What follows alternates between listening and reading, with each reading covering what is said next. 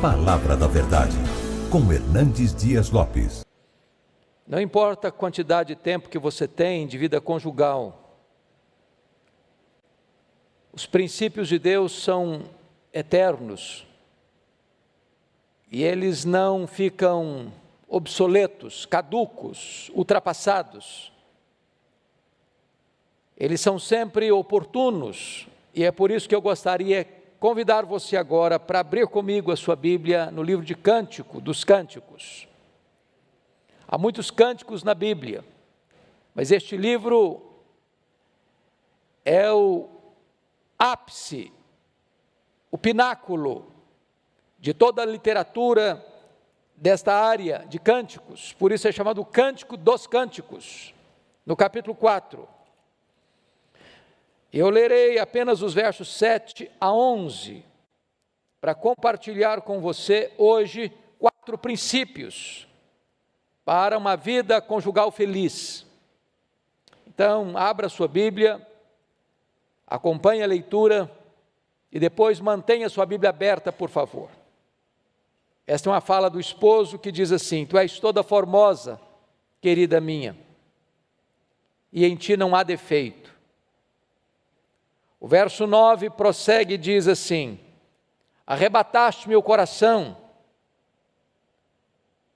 minha irmã noiva minha, arrebataste-me o coração, com o só dos teus olhares e com a sua pérola do teu colar.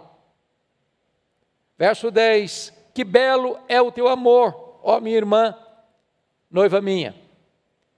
Quanto melhor é o teu amor do que o vinho, e o aroma dos teus ungüentos, mais do que toda sorte de especiarias. Verso 11, os teus lábios, noiva minha, destilam mel, mel e leite se acham debaixo da tua língua, e a fragrância dos teus vestidos é como a do Líbano. É claro que quando 2 jovens, não importam se bem jovens ou jamais maduros, vão para o altar, ou vão a um cartório, ou firmam uma aliança de casamento, isso pressupõe que eles se amam. Nós vivemos um país livre onde ninguém é forçado, e o casamento não é arranjado pelos pais, mas é da espontaneidade dos jovens com a bênção dos pais. É sabido, entretanto, que praticamente 50% dos casais que se unem em matrimônio entram numa espécie de rotina pesada, árida, e a vida perde o sabor, e a relação conjugal perde o brilho, e o coração já não bate mais com tanta intensidade, e os olhos não brilham mais, porque o casamento caiu naquela rotina, naquela mesmice, naquele marasmo. Alguns vão tocando a vida, outros por causa dos filhos não se separam, outros desistem e retrocedem, e buscam novas relações, aprofundando ainda mais esta crise. A pergunta é possível viver casado e ser feliz? Há alguns anos eu escrevi um livro, Casados e Felizes. E logo que o livro foi publicado, eu recebi uma batelada de e-mails brincando comigo. Não sabia que o senhor estava escrevendo sobre ficção, dando a impressão que não é possível ser casado e feliz. É claro que é possível. Aliás, é necessário. Aliás, é o ideal divino. E aqui eu queria partilhar com vocês 4 princípios para um casamento feliz. Não no sentido apenas do início, dos anos de lua de mel, mas na jornada da vida conjugal. Que princípios são esses? Primeiro deles, confira comigo, versículo 7. Olha como o esposo se dirige à sua amada: tu és toda formosa, querida minha, e em ti não há defeito. O princípio aqui é o princípio do elogio. O grande problema é que alguém pergunta assim: será que esse marido está sendo honesto? Outros dizem: eu acho que ele não deve morar no planeta Terra. Talvez alguém pergunte mais: mas existe essa pessoa sem defeito? Você tem o endereço dela? Você pode me dar o CPF dela? Bom, é claro que não existe essa pessoa, desde que o pecado entrou no mundo, porque nós não viemos de uma família perfeita, nós não somos uma pessoa perfeita, nós não nos casamos com uma pessoa perfeita, nós não temos um casamento perfeito, é claro, é honesto admitir isso. Então como é que esse homem faz uma declaração dessa? Tu és toda formosa, querida minha, e em ti não há defeito. É porque quando você ama, você não destaca os defeitos, você enaltece as virtudes. Eu posso até lhe garantir que se você ficar contabilizando os defeitos do seu cônjuge, você não vai ter tempo para mais nada. Mas não é uma boa tática você se concentrar nos defeitos do seu marido ou da sua esposa, achando que com isso você vai melhorá-lo. Não, absolutamente não. Talvez é hora de você começar a olhar os pontos positivos do seu marido, da sua mulher, e começar a destacar isso. Até porque, se você não vê razões para elogiar sua mulher e o seu marido, alguém está vendo essas razões e está elogiando. Agora pense comigo no desacerto emocional que isso pode produzir. Uma mulher que nunca é elogiada pelo marido, ou um marido que nunca é elogiado pela mulher, bota o pé para fora de casa e é coberto de elogio. Olha a insegurança que isso produz, olha a instabilidade que isso gera. Vale destacar que este marido não está elogiando a sua mulher para os amigos.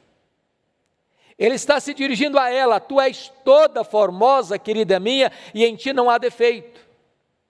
Eu pergunto a você, marido, qual foi a última vez que você elogiou sua mulher? Qual foi a última vez, mulher, que você elogiou o seu marido?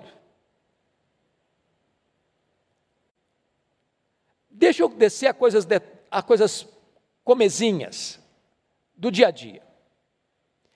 Qual foi a última vez, marido, que você elogiou sua mulher porque a sua casa anda em ordem? Você pode receber uma visita de surpresa sem passar vergonha. Você pode até argumentar: bom, mas isso é mais do que dever dela manter a casa em ordem. Bom, mas tem muitas mulheres que não mantêm. Qual foi a última vez que você elogiou o seu marido porque ele é um homem honrado, um trabalhador honesto? E você nunca passou vergonha tendo cobrador à sua porta? Mas isso é mais responsabilidade dele. Ok, mas tem muitos homens que não são assim. Comece a ver as virtudes que tem o seu marido, que tem a sua mulher, e comece a falar isso. Para que ele não tenha que escutar apenas dos outros, mas escutar de você. Se nós aprendermos os princípios que a palavra de Deus nos ensina, o nosso casamento pode ter um upgrade, pode ter uma melhora. Pode ter certeza disso. O que leva os casamentos a uma separação não são os mega problemas, são os pequenos problemas acumulados. Então aprenda a elogiar, seja pródigo nos elogios, seja cauteloso nas críticas.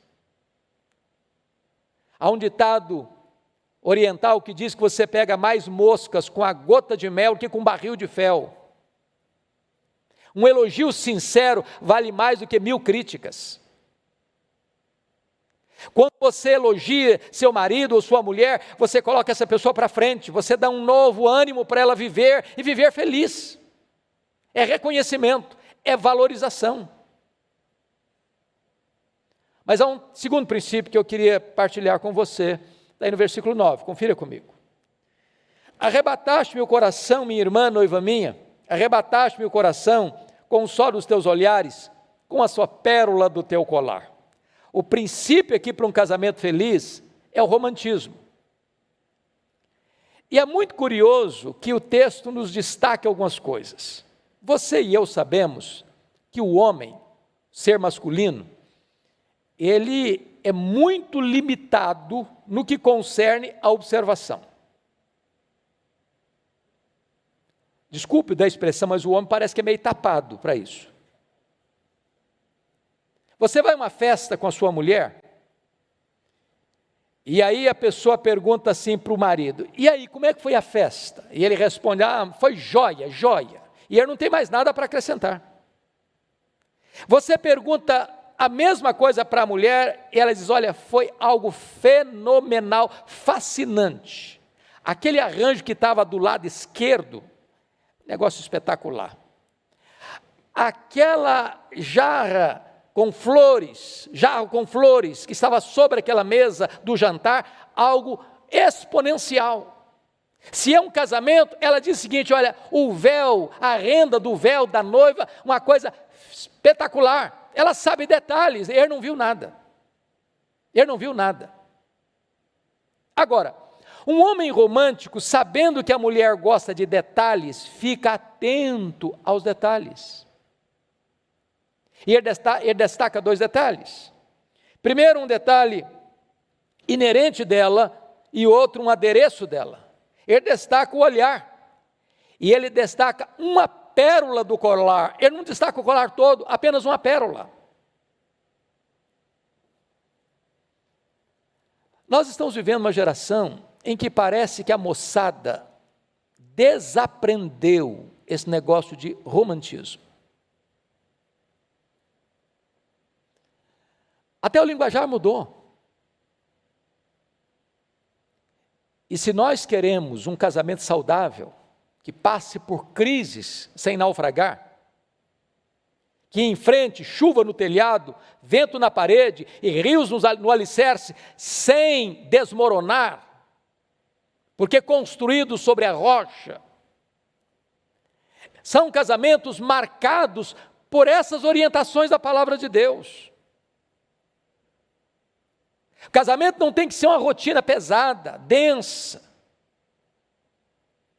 de sair cedo, trabalhar, voltar para casa, levar filho para a escola, pegar filho da escola, e pagar dívida, e pagar prestação, e fazer isso e mais aquilo outro, e de repente você chega no final do dia, cansado, estafado, estressado, e a relação completamente aos frangalhos.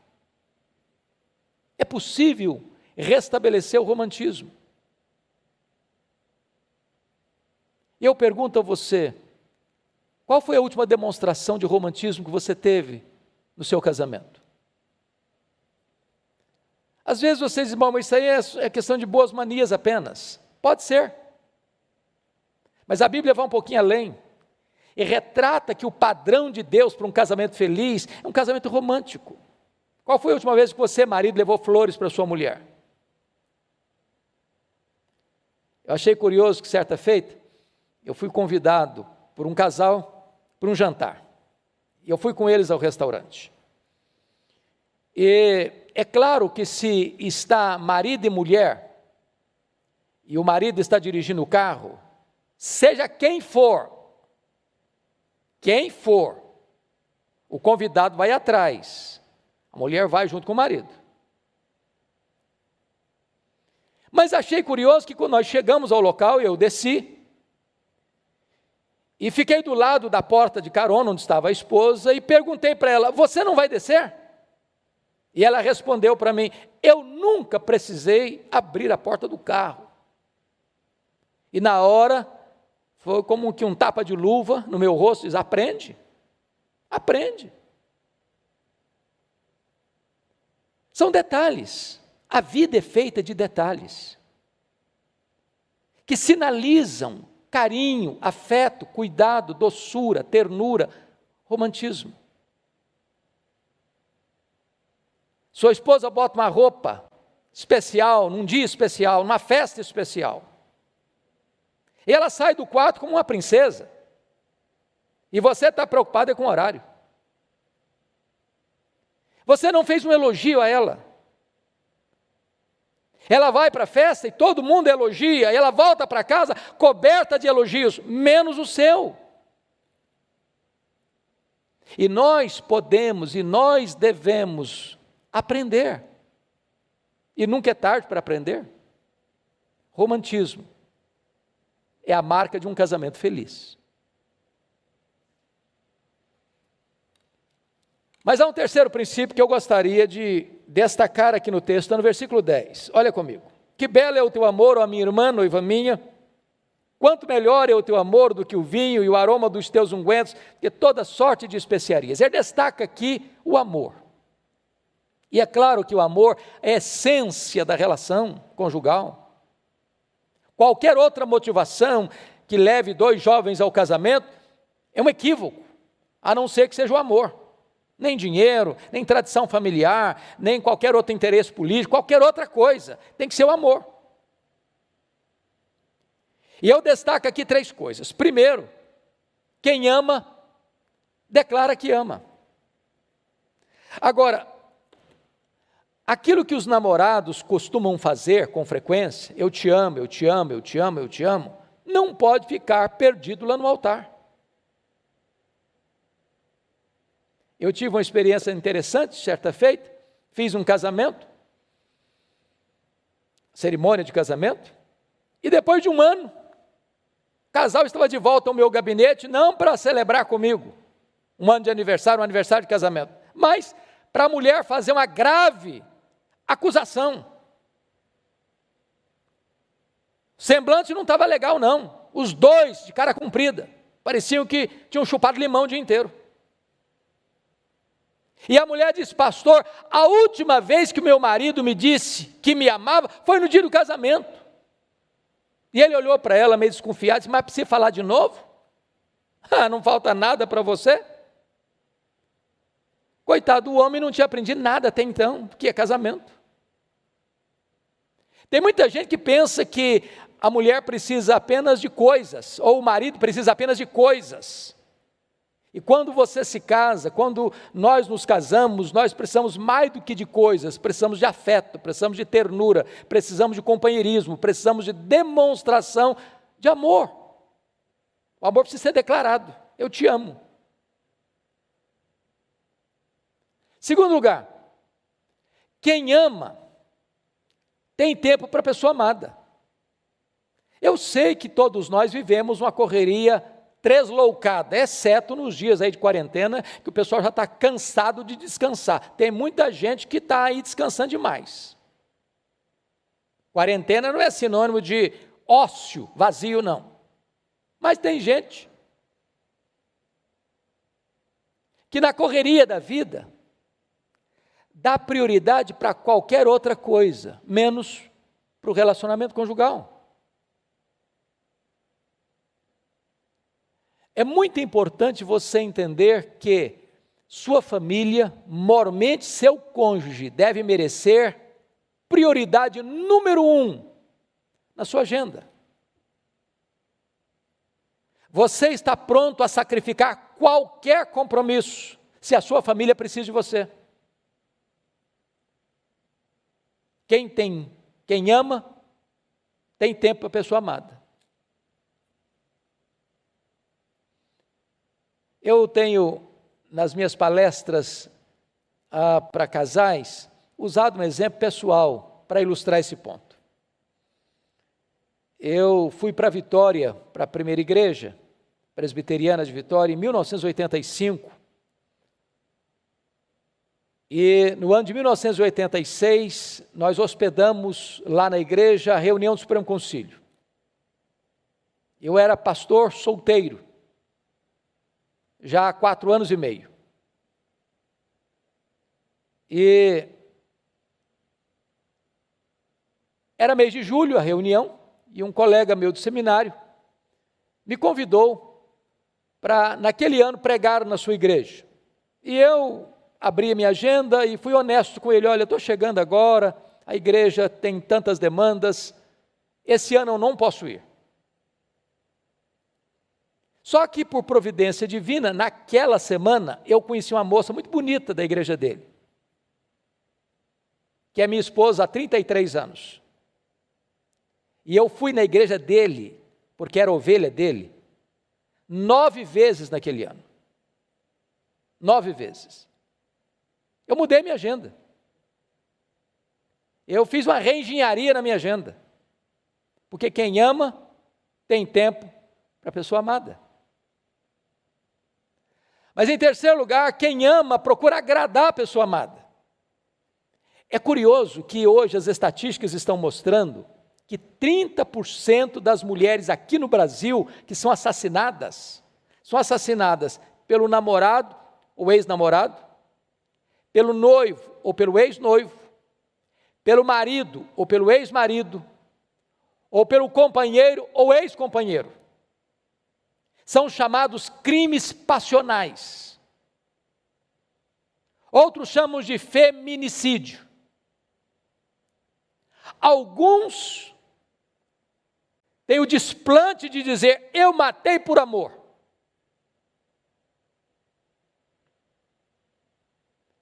Mas quem ama não mata, quem ama não destrói, quem ama não atormenta, quem ama não inferniza a vida do outro. Quem ama cuida. Quem ama abençoa. Quem ama cerca de cuidado. É hora de você avaliar, você ama mesmo? A vida do seu marido, da sua mulher, é melhor porque você ama esta pessoa? Ela é mais feliz por ser amada por você? Este é um princípio de Deus.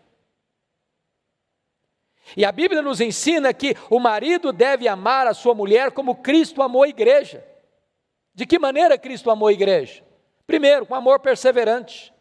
Tendo amado os seus, amou-os até o fim. Segundo, com amor sacrificial. Cristo amou a igreja e a si mesmo se entregou por ela. Terceiro, com amor santificador, para apresentar a si mesmo, igreja santa, imaculada, sem ruga nem defeito. Quarto, com amor romântico. Quem ama a sua mulher, a si mesmo se ama. Ninguém jamais odiou a sua própria carne, antes a alimenta e dela cuida. Essa palavra cuida, lá em Efésios 5:29, só aparece mais uma vez no Novo Testamento, lá em 1 Tessalonicenses 2:7, e a palavra lá é acariciar. Então preste atenção, quando você ama a sua mulher, você acaricia a sua mulher. Quando você ama seu marido, você acaricia o seu marido. Não é agressão, não é tapa, não é beliscão, não é palavrão, não é envergonhar o outro em público, é acariciar. Isso é princípio de Deus. Mas eu termino. Esse texto é mais extenso, eu estou me limitando aqui aos 4 primeiros princípios. Olha o versículo 11 agora. Os teus lábios, noiva minha, destilam mel. Mel e leite se acham debaixo da tua língua, e a fragrância dos teus vestidos é como a do Líbano. O princípio aqui é o princípio da comunicação. Aqui está certamente a alma do casamento. A Bíblia chega a dizer em Provérbios que a vida e a morte, ou a morte e a vida estão no poder da língua. Quem bem a utiliza, come do seu fruto. Em outras palavras, você pode dar vida ou você pode matar o seu casamento, dependendo da maneira como você se comunica.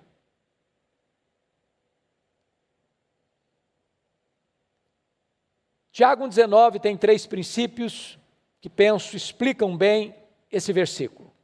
Ora em pauta.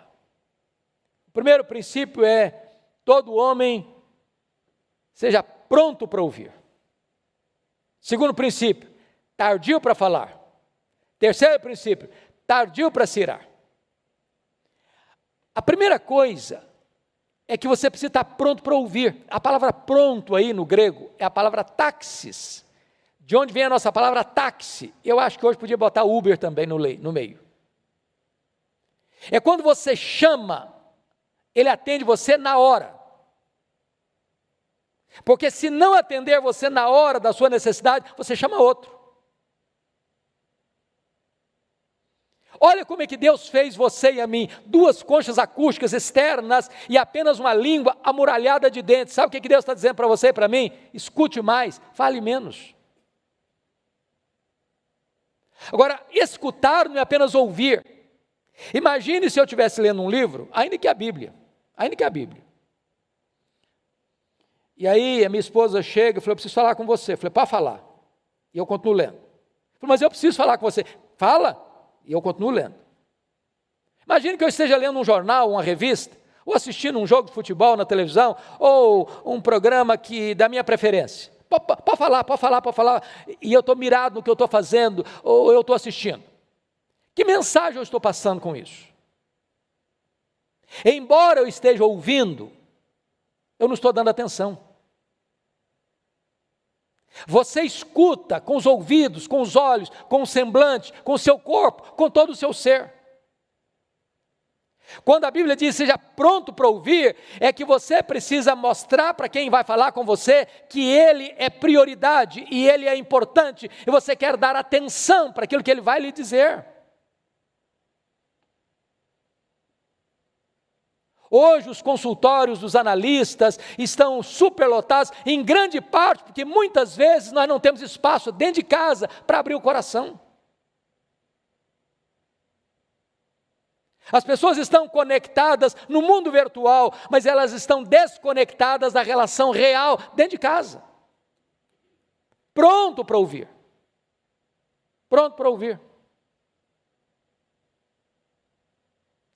Se você não escutar as pessoas de dentro da sua casa, outras pessoas vão escutar. E talvez não são as mais sábias que vão escutar. Segundo princípio de Tiago é tardio para falar. Essa palavra tardio, no grego, traz a ideia de uma pessoa lenta, devagar, quase parando.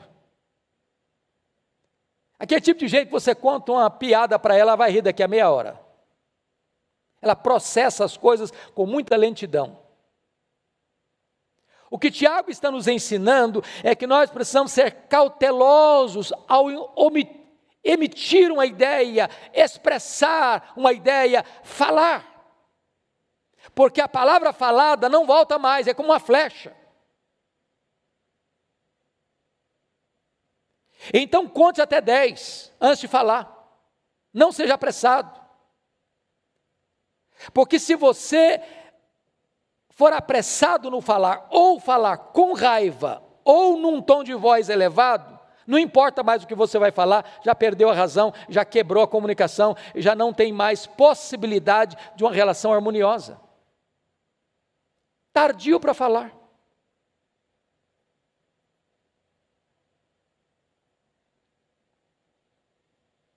Em outras palavras, você precisa ser uma pessoa controlada emocionalmente, você precisa ter domínio próprio.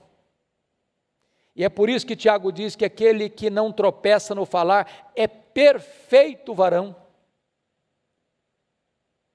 Às vezes nós tropeçamos na nossa própria língua. Falamos o que não gostaríamos de falar, falamos o que não deveríamos falar, falamos com a tonalidade de voz que não deveríamos usar e falamos às vezes para agredir as pessoas que nós mais amamos. Tardio no falar. Mas Tiago encerra, e eu vou encerrar também a minha exposição, dizendo, você precisa ser tardio no irar. Eu não vou nem perguntar se você um dia ficou irado com o seu marido ou com a sua mulher. Isso não é questão de se, mas de quando.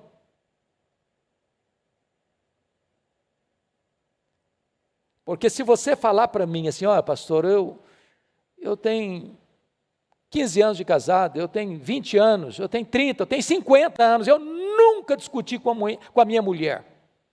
Eu vou duvidar da sua honestidade. E talvez eu vou achar que você não é filho de Adão, você de repente é um anjo disfarçado entre a gente. Sabe por quê? Porque casamento não é a união de dois iguais, é a união de dois diferentes. Agora, a questão não é se você vai ficar ou não vai ficar irado.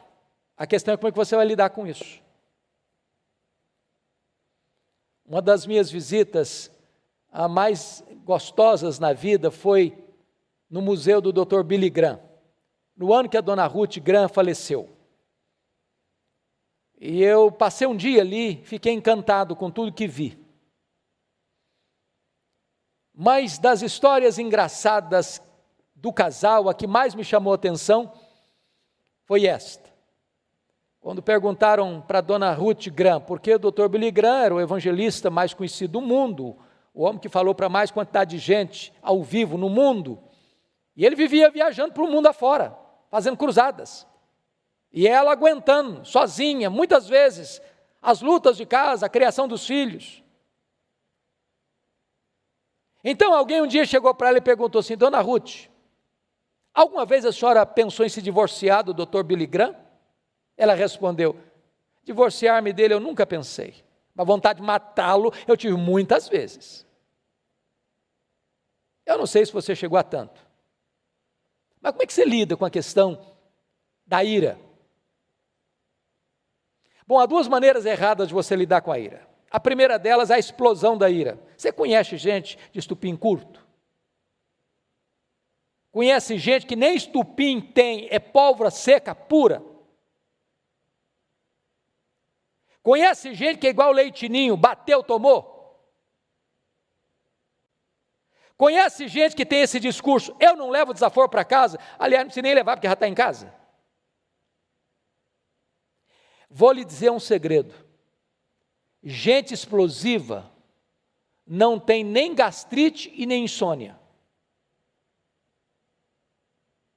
E elas ainda dizem assim: não, eu sou assim mesmo, eu explodo, depois eu fico calmo. Você fica calmo. Quem fica nervoso e tem gastrite e insônia é quem mora com você. E não bote essa culpa em cima do seu temperamento, não, porque o seu temperamento pode ser controlado pelo Espírito Santo. Mas tem outras pessoas que não explodem, elas armazenam, elas guardam, elas congelam o sentimento. E guardam isso estrategicamente na manga para na hora certa usar.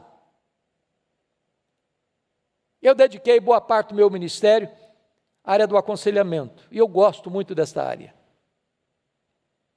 Já atendi tantos casais, e às vezes o casal chegava estressado, magoado, ferido, e de repente os dois começavam a brigar na minha frente, e eu deixava.